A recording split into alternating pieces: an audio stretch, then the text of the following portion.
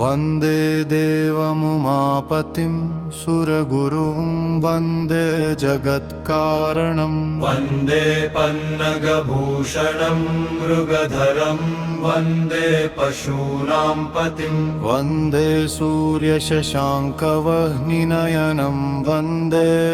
मुकुन्दप्रियं वन्दे भक्तजनाश्रयं च वरदं वन्दे शिवं शङ्करं वन्दे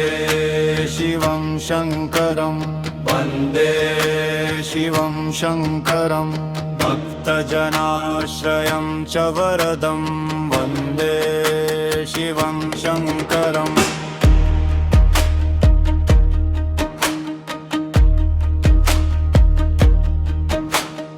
वन्दे सर्वजगद्विहारमतुलं वन्देऽन्धतत्त्ववंशिनं वन्दे देवशिचामणिं शशिनिभं वन्दे हरेरलवल्लभं वन्दे नागभुजङ्गभूषणधरं वन्दे शिवं चिन्मयं वन्दे भक्तजनाश्रयं च वरदं वन्दे शिवं शङ्करम् वन्दे दिव्यमचिन्त्यमद्वयमहं वन्देऽर्कदर्पापहं वन्दे निर्मलमादिमूलमनिशं वन्दे मखध्वंसिनं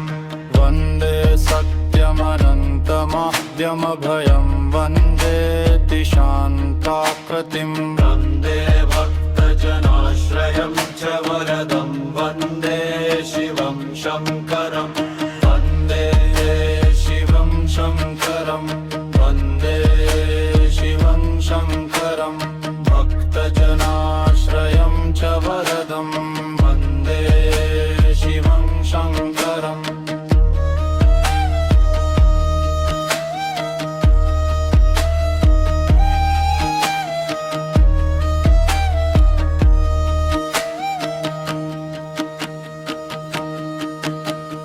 वन्दे पञ्चमुखम्बुजं त्रिनयनं वन्दे